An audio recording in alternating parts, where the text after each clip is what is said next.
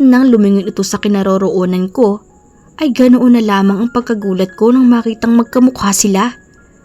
This can't be. Are they... Nangatog ang mga tuhod ko na tila naubos yata ang lahat ng hangin sa baga ko habang salitang tinitingnan ang dalawa. May parehong mukha. Twins. They are twins. Natulala ako kasabay ng pag-usbong ng dobleng ligaya sa aking puso. Hey, big man. I remember you. You were the one who kneeled last night. Inosenteng banggit nito, ngunit hindi pa rin ako nakaka-recover sa pagkamangha ko. Did my wife give birth to twins? You know him? Tanong ni Henry sa kanya. No wonder I mistook him for Ian. Dahil kambal pala sila. Biglang nanambot lalo ang tuhod ko sa nasasaksihan ko ngayon. Ni hindi ko na malayang binuksan na pala ni Ian ang gate at nakatingala habang nakangiti sa akin. Yes, I know him. And mommy knows him too. He's not a stranger. Narinig kong paliwanag ni Ian. Lumapit na rin si Henry sa kinaroroonan namin habang ako ay parang naipako na talaga sa kinatatayuan ko. Biglang nablangko ang utak ko at hindi ko alam ang gagawin. Punong-puno ng sari-sarang emosyon ng aking dibdib, ngunit ang pinakamatindi sa lahat ay ang kaligayahang nararamdaman ko ngayon. Hindi lang isa, kung hindi dalawa ang anak namin. This is insanely epic, even more than savage. Would you like to come in? Magalang na tanong ni Ian. Wala sa sariling napayuko ako sa kanilang dalawa at hinaplos ang mga mukha nila gamit ang dalawa kong palad. I wanted to hug them so badly. Kaya lang, baka bigla silang matakot sa akin. Henry, he's crying. Biglang gulat na usal ni Ian. Doon ko lang napansin ang luhang lumandas sa mga pisngi ko. Yes, I'm crying. And this time, not because of loneliness, but because of unimmeasurable happiness. Are you sick or in pain? Why are you crying? Nag-aalalang tanong ni Henry. Ang liliit pa nila pero para silang may gulang nang kung magsalita. Suminghot ako sa kapinahid ang mga luha sa mukha ko. Ian, call mommy and tell her we have a visitor. Utos nito. Sa kapatid na mabilis namang tumango at tumakbo papasok sa bahay. Hindi ko na mapigil ang bahagyang panginginig ng aking kamay dahil sa matinding kagalakan at pagmamahal na umaapaw sa puso ko para sa dalawang batang ito. They both look just like me. They are literally my mini-me. Oh God, help me ask forgiveness to my wife so that I can be with them. I'll trade everything I have just to be with my wife and children forever. Mom? Mommy? Where are you? Narinig kong sigaw ng aking anak. Nagkatinginan kami ni May sa tinig ng boses ni Ian. Bumungismis pa si May dahil sa napaka-cute na pagtawag ng anak ko. Ganun pa man ay hindi ito huminto sa ginagawa. In the kitchen, baby! Tawag ko sa kanya. Humahangos ito nang marating ang kinaroroonan namin. Napataas pa ang kilay ko nang makitang tila excited ang mga ito. What's wrong? Natatawang tanong ko. The big man is here. Medyo bulol pa ang pagkakasabi niya at hinihingal kaya natawa kami. Big man daw? Sino yun? Tanong ni May na nalukot pa ang mukha sa pagtataka. Ako naman ay napalunok at biglang kinabahan dahil parang kilala ko na ang tinutukoy niya. Nahanap na agad ni Charlie ang tinitirhan namin. Tapos bigla kong naalala si Henry. Malalaman niya ng kambal ang mga bata. Hindi ko alam, pero parang hinahalukay na naman ang puso ko at nawala na naman yata ako sa tamang wisyo. Where's your brother? Agap kong kuha ng atensyon sa kanya. Lalong bumilis ang tibok ng puso ko. He's outside with the man. Simpleng tugon ito. Gulong-gulo ang hitsura ni May habang nakatingin sa akin. Tumango ako dahil alam kong tingin niya ay nagtatanong kung iyong tatay ba ng mga bata ang nasa labas ngayon. Oh my! Wait! Ako muna ang lalabas at gusto ko munang makita ang ex mo. Ay, hindi pala ex kasi asa May. Mabilis na pigil ko sa kanya dahil nandito ang anak ko. Siguradong anumang lalabas sa bibig niya tungkol kay Charlie ay matatandaan ito at hindi pa ako handang magpaliwanag sa mga anak ko. Sorry. Sige, maiwan ko muna kayo, sabi nito at nagmamadaling lumabas. Ako naman ay hindi malaman kung anong gagawin. Sana man lang ay pinanda ko ang sarili ko sa posibilidad na pwede kaming magkita para hindi ako nagrarattle ngayon ng ganito. Ramdam ko na rin ang panlalamig ng mga kamay ko at pagkatuluro ng aking utak. Ilang minuto lang ang nakalipas ay bumalik na si May sa kusina na masayang masaya at nagniningning ang mga mata. Napakunot tuloy ang noo ko sa hitsura niya. Diyos ko, Day, hindi mo naman ako in-inform. Napaka-pogi naman pala ng tatay ng kambal. Oh my gosh, ang ganda ng katawan. Parang iyong mga napapanood ko sa TV. Literal na ang macho niya, girl, at mukhang mabango-mabango. Tululaway talaga ako. Kulang na lang ay mamilipit na siya sa katuwaan habang nagsasalita. Inilagay pa niya ang 2 kamay sa pisngi niya na tila nananaginip. Mukhang ewan itong tao na ito talaga. At ang reaksyon niya ngayon ay hindi nakakatulong sa akin dahil lalo lamang akong nawala sa sarili. Naroon na siya sa sala. Pinaupo ko muna. Parang natuklaw ng ahas nung makita yung kambal. No wonder kung bakit ang popogi ng mga anak mo. Parang Diyos ng Mount Olympus. Sobrang pogi pala ng asawa mo. Segunda pa nito nang hindi ako magsalita. Pwede ba, May? Tumigil ka nga. Nung isang araw lang hibang na hibang ka kay Alexander. Tapos ngayon, iba na naman. Wala kang loyalty. Sita ko sa kanya. Paano ba naman kasi? Nakasisira ng pamantayan sa buhay yung asawa mo. Alam mo, yung mga ganong itsura, kahit araw-araw magkasala papatawarin ko agad, promise. Parang lukaloko ang saad nito, kaya pinandilatan ko siya. Hindi maalis-alis sa mukha niya ang maluwang na ngiti at halatang kilig na kilig. Para siyang teenager na ngayon pa lang na magkaka-crush. Alam mo, kaya hindi ka nagkaka-boyfriend. Kasi hindi ka tapat sa isa lang. Pambubuska ko sa kanya. Inirapan niya lamang ako kaya hindi ko maiwasang matawa. Che, sige na. Puntahan mo na yung bisita mo at ipaghahanda ko siya ng merienda. Saka Christina, kapag ayaw mo na talaga sa kanya, ibigay mo na lang sa akin, pwede? Patuloy pa nito, kaya tinignan ko lamang siya ng masama. Itong babaeng ito talaga, basta nakakita ng gwapo, nawawala sa sariling katinuan. Sumilip muna ako kung ano nang nangyayari sa sala. Dumagundong ang puso ko, kaya hindi ko alam kung paano siya haharapin, lalo at iyong mga anak ko ang nakatanghod sa kanya, na parang sinusuri ang mukha niya. Ano kayang mararamdaman nila o gagawin nila kapag nalaman nilang nasa harapan na nila ang daddy nila? Hindi ko ito inaasahan o pinaghandaan man lang, kaya wala talaga akong ideya kung ano ang gagawin. Hoy, bakit nandito ka pa? Untag sa akin ni May na ngayon ay palabas na rin at may dalang tray ng juice at isang slice ng mocha cake.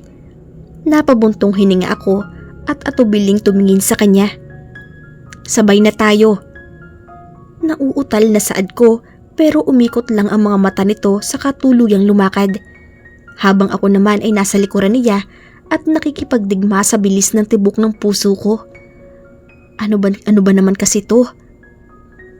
Hi. Marahan ngunit baritonong bati niya at saka tumayo. Hi. Tipid kong sagot. Maupo ka na ulit. Halos pabulong na sabi ko sa kanya. Tumikhim pa si May na halatang nagpapapansin lang naman kaya nilingon ko siya at tinaasan ng kilay. Wala tuloy akong nagawa kung hindi ipakilala siya kay Charlie. Charlie, si May, kaibigan ko. May, si Charlie. Pinilit kong patatagin ang boses ko para takpan ang kabang nararamdaman ko. Bakit nga ba kasi ako kinakabahan? Wala naman akong ginagawang masama, di ba? Hi Charlie, pabebeng bati ni May at inayos pa ang buhok bago iniabot ang kamay. Tinanggap naman ito ni Charlie nang nakangiti. Titig na titig si May kay Charlie at parang ayaw na yata niyang bitawan ang kamay nito. Nice to meet you. Sagot naman ito. Saka ko siya sinenyasang umalis na kasi parang wala talaga siyang balak na iwan kami. Halatang nayamot ito pero natawa lamang ako sa loob ko. Mommy, who is he? Inosenteng tanong ni Henry kaya nakagat ko ang pang-ibabang labi ko. There's no way to deny them the truth because they deserve to know what they have a father. Mataman silang nakatinging tatlo sa akin kaya lalo akong na-pressure. Nakaka-intimidate din pala ang tatlong pares ng mga mata nito na pare-pareho ang korte at kulay. Paano nga ba simulan? Lalong sumeseryoso ang mga titig nila nang nagpatindig pa lalo sa balahibo ko.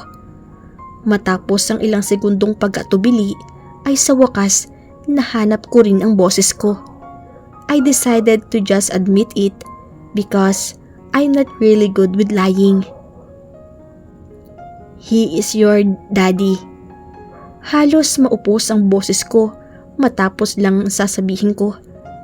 At sabay na napatingin sa kanya ang mga bata na parehong nagtatanong ang mga mata. Daddy? Manghang sambit ni Ian at tumango ako sa kanya para kumpirmahin. Namilog ang mga mata nito at ibinalik ang tingin sa ama niya. Are you finally home? Mommy said, you're far away. Pautal na tanong ni Henry. At saka ni Ian. Mariin kong pinagdikit ang mga labi ko nang makita ang mga luhang nagbabadyang dumaloy mula sa mga mata niya. Charlie is a strong and dominant person.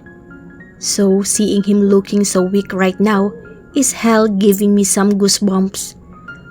Ngayon ko lang siya nakitang umiyak ng ganito at talagang namumula ang mukha at leeg niya. Bumigat ang dibdib ko at parang biglang nag-init ng todo ang mga mata ko. I'm sorry for being far. Hirap na saad nito. Saka sabay na niyakap ang dalawang bata at tuluyan ng umiyak. Naninikip lalo ang dibdib ko sa nakikita ko ngayon. Dahil mismong mga anak ko ay hindi natakot o nabiglaman lang nang yakapin sila ng daddy nila. Alam ko sa sarili ko na galit ako dahil sa lahat ng kinailangan kong pagdaanan noon. Pero sa nakikita kong contentment na mukha ng mga anak ko, nawala na ng puwang ang galit at pagdaramdam. Ang puso ang gusto ko lang ay maging masaya sila. Napako ang mga mata ko sa mga mata niya nang mag-angat ito ng tingin at direktang tumitig sa akin. I miss you. Usal nito sa kamariing pumikit. At dahil doon ay hindi ko na napigilan ang maiyak sapagkat ilang beses ko mang itanggis sarili ko ay alam kong ganoon din ang nararamdaman ko. Kahit pilit ko siyang binura sa alaala ko, parang sa isang iglap lang binawi rin niya itong lahat dahil sa ipinakikita niyang sensiridad sa amin ngayon. Kita ko ang pagmamahal at pananabik sa kanya habang buong higpit nakakulong sa mga bisig niya ang mga bata. Ilang minuto rin kaming nasa ganitong ayos bago ako nagpaalam para magtungo sa kwarto ko. Hinayaan ko muna silang magkabanding na tatlo dahil mukhang excited talaga ang kambal na makasama ang daddy nila. Bandang tanghalian, habang naghahanda kami ni May ng pagkain ay dumating si Alexander na maraming dalang pagkain at mga laruan para sa mga bata.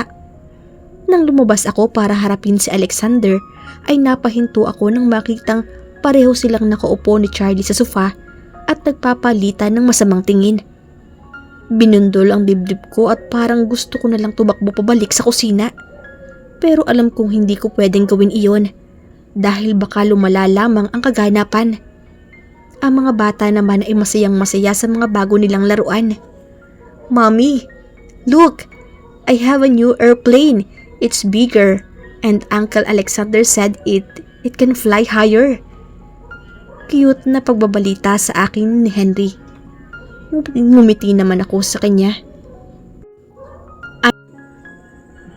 "I can buy you a real airplane. You know?" Biglang singit ni Charlie, kaya wala sa sariling napalingon ako kay Alexander na halatang hindi nagustuhan ang narinig. Si Henry naman ay lumapit sa daddy niya at tiningnan ito ng matiim para siguraduhing tama ang narinig niya. "Really? You can buy me a real one? I've never into one. I want that. I want my own real plane." Sunod-sunod na litanya ng anak ko at aliw na aliw naman siyang ngitian at tinanguan ng daddy niya. "Of course, we can buy now if you want." Pagmamayabang pa ni Charlie, kaya nakaramdam ako ng konting inis. Ipinamumukha ba niyang siya ang pinakamaraming pera rito? Well, totoo naman. Pero ayokong masanay ang mga anak ko sa mga ganyang kapritsyo. Kaya nagsalita na ako para maawat silang dalawa sa pag-uusap. "Kids, we have visitors, so you need to behave. Will you please play outside for now?" Masuyong pakiusap ko sa kanila at mabuti na lang at tumaliman naman kaagad ang mga ito. "Hey, babe." Nagulat ako nang biglang tumayo si Alexander at halikan ako sa pisngi.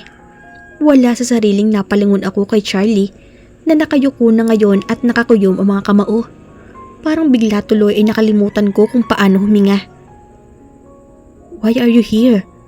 Mahinang tanong ko sa kanya. "Para dalawin ka. Wala namang masama kung dadalawin ko ang girlfriend ko, hindi ba?" Malambing na sabi nito. Kaya napatda ako. Halata naman kasing pinariringgan niya lang si Charlie. Kaya bago pa man magkagulo ang lahat, ay kailangang may gawin na ako. "May bisita kasi ako. Let's talk somewhere else." Kinakabahang tugon ko sa kanya. Kailangan kong paghiwalayin ang dalawang ito dahil nakikita ko na hindi malayong may rambulang maganap kapag tumagal pa silang magkasama sa iisang lugar. "Sure." Nakangiting sagot nito at ipinulupot pa ang kamay sa bewang ko hanggang makalabas na kami ng bahay. Ramdam ko ang matalim na mga titig ni Charlie kahit nakatalikod na kami sa kanya. "Where are you going, mommy?" Usisa ni Ian na napatakbo nang lumapit sa amin. "We're going on a date." Pabirong sagot ni Alexander. "Alexander," saway ko sa kanya pero nagtaas lamang ito ng mga kamay. "You can't." Biglang saad naman ni Henry sa likuran. "Why not?" Natatawang tanong ni Alexander at lumuhod pa para tapatan ang mga mata ng bata.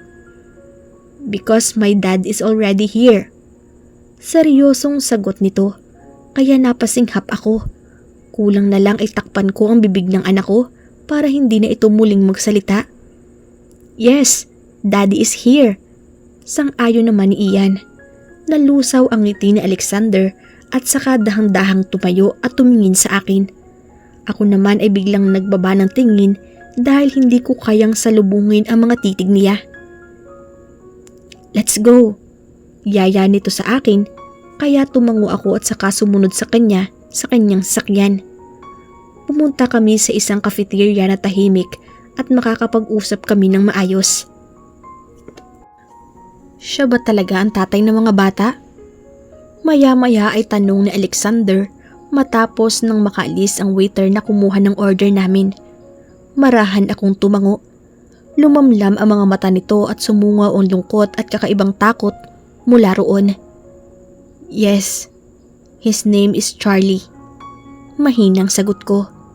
His stare intensified and it's obvious that he is studying my face. "I see. So, what does he want?" Tanong pa nito. Ayokong lalo pang masaktan si Alexander, pero ako man ay naguguluhan sa sitwasyon ko ngayon dahil hindi ko naman talaga inaasahang magkikita pa kaming muli. I really don't know. Ngayon pa lang din niya nalamang kambalang anak namin. Pag-amin ko sa kanya. Nakikipagbalikan pa ba siya? After everything he did to you? Mapapatawad mo pa ba siyang muli? Seryosong tanong niya. Sa totoo lang, pagkatapos kong marinig ang lahat kagabi, na-realize kong pareho lamang kaming biktima ni Charlie. At nung iwan ko siya, hindi naman talaga ako galit sa kanya. Sumama ang loob ko dahil hindi siya naniniwala sa akin noon. Pero kahit kailan naman ay hindi ako nagkaroon ng malalim na galit sa kanya. Mas nangingibabaw pa sa nga sa akin ngayon ang masayang araw na magkasama kami kaysa sa mga hindi magagandang pinagdaanan namin. Actually, we are still married, Alexander. Malungkot na tugon ko sa kanya. Napaunat siya sa kinauupuan sa sinabi ko. Isang malalim na buntong hininga rin ang pinakawala nito. Married? You are already married? Hindi makapaniwalang tanong nito na tila ang sagot ko ay isang malaking bombang sumabog sa harap niya. Yes, mula nung umalis ako ay hindi ko na ginamit ang apelyido niya dahil natatakot akong mahanap nila ako kapag ipinagpatuloy ko ang paggamit nito. Madrigal is actually my maiden name. Paliwanag ko sa kanya.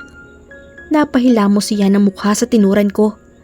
Halatang nahihirapan siyang tanggapin ang mga pinapahayag ko. Pero wala akong magagawa. Dahil iyon naman ang talaga ang totoo. Wala na rin namang dahilan para itago ko pa sa kanya. Ikaw, may nararamdaman ka pa ba para sa kanya? Kaya ba hindi mo ako mabigyan ng puwang sa puso mo? Dahil siya pa rin ang laman niyan? Naghihinanakit na tanong nito. Nasasaktan ako para sa kanya dahil napakabait niya sa akin at sa mga anak ko.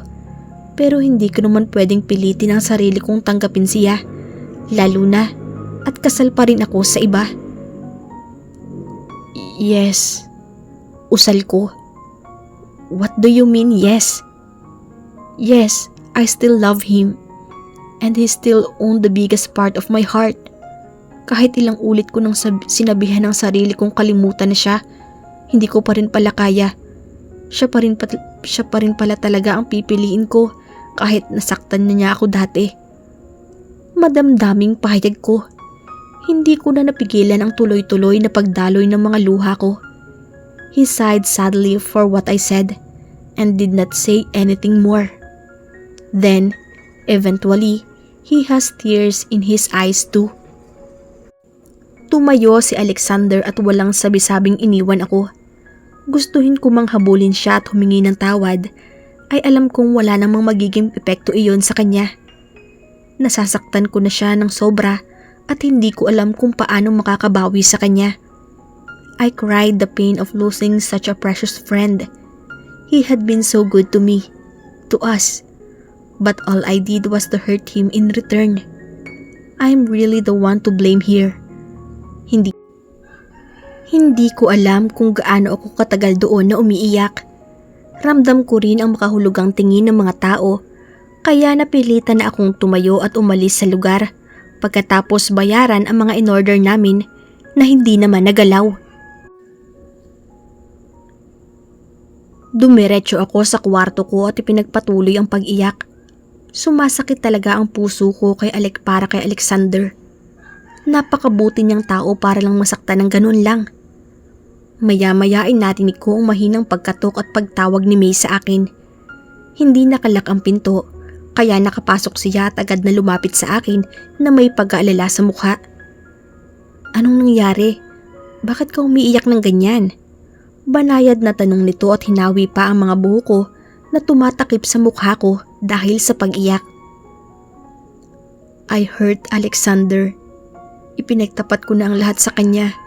Sobrang sakit din palang makita yung kaibigan mong nasasaktan ng labis dahil sa'yo. Pumipiyok ang boses na sagot ko at muling lumandas ang masaganang luha mula sa aking mga mata. Ang mahalaga, naging matapat ka sa kanya. Mas mahirap naman kung pinaasa mo siya tapos wala rin naman pala siyang mapapala. Malungkot na saad nito. Bigla ay naalala ko ang mga anak ko at si Charlie. Nandito pala siya kanina nung umalis ako kasama si Alexander. Ang mga bata, kumain na ba? Pag-iiba ko, pasimple itong ngumiti. Kasalukuyan pa lang na kumakain, hindi sila maawat pareho sa pagkukwento at pangungulit sa ama nila. Alam mo, Christina, kakaiba ay yung katuwaan ng mga anak mo ngayon. Kaya gusto kong malaman kung anong plano mo. Anong magiging setup nyo ngayon? Sunod-sunod na tanong nito. Bumaha ang concern sa mukha niya dahil alam kong mahal na mahal din niya ang mga anak ko. Pag-uusapan na lang muna namin siguro. Sige, okay lang naman kung gusto niyang dalawin ang mga anak ko. Kahit may problema kaming dalawa, ayoko namang ipagkait ang karapatan niya sa mga anak namin. Pagtatapat ko, napatitig ito sa akin. Ibig bang sabihin yan? Wala kang balak makipagbalikan sa kanya? Manghang tanong nito. Hindi ko alam, May. Naguguluhan pa ako. Parang ang bilis-bilis ng mga pangyayari. Gaya noon, may isang tao na namang nasaktan dahil sa akin. Ang bigat sa dibdib. Naiiyak na tugon ko sa kanya. Huminga ito ng malalim at saka pinagip ang mga kamay ko. Ano pa man ang maging desisyon mo ay susuportahan kita. Alam mo naman, nandito lang ako palagi para sa'yo, di ba? Kapatid na rin ang turing ko sa'yo. Christina, alam mo yan.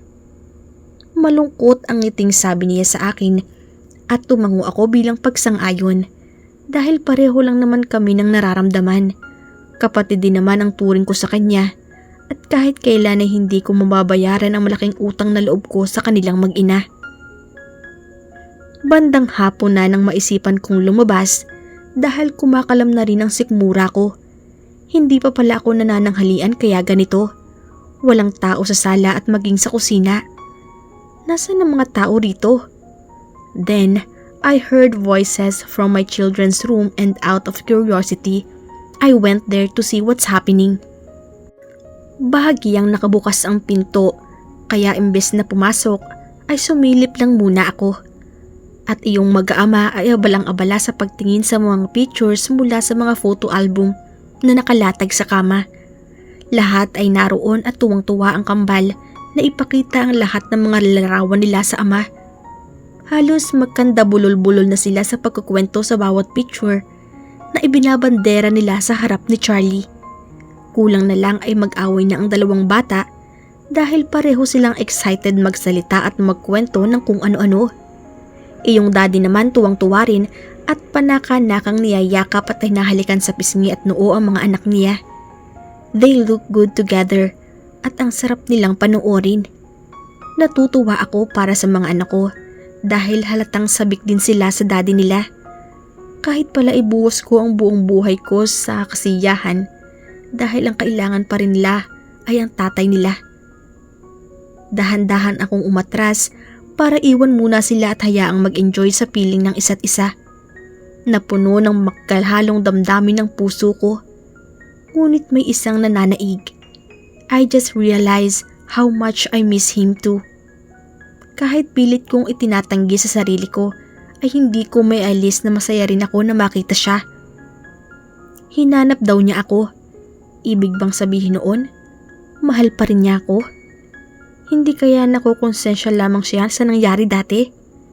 Kasi kung ako ang tatanungin, alam kong mahal na mahal ko pa rin siya. Okay lang ako nung hindi ko pa siya nakikita. Pero ngayon ang abot tanaw ko na lamang siya, ay ayaw papigil ng puso ko sa pagwawala.